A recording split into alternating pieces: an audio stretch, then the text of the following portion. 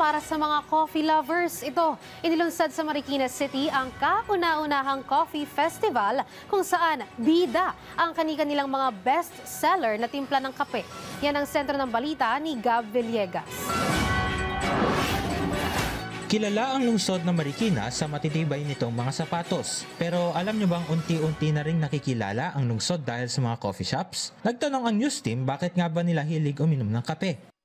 Masarap lang po sa panlasa tsaka nakakagising kapag gagawa ng schoolworks. Ikaw naman? Ano po, na-encourage na lang po ako.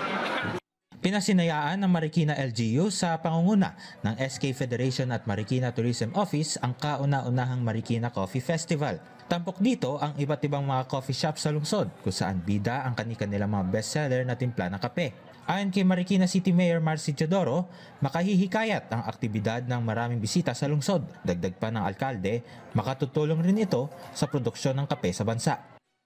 Marami dito sa coffee shops na to, na-established during the pandemic as alternative livelihood. So yung entrepreneurial spirit ng ating mga coffee shop owners can be significantly felt at this point. I'm very happy na meron tayong ganito. Sa tala ng Marikina Business Processing and Licensing Office, nasa 220 coffee shops ang matatagpuan sa lungsod. Ang coffee shop owner naman na si Shelly natuwa sa dagsa ng mga customer sa kanilang pwesto.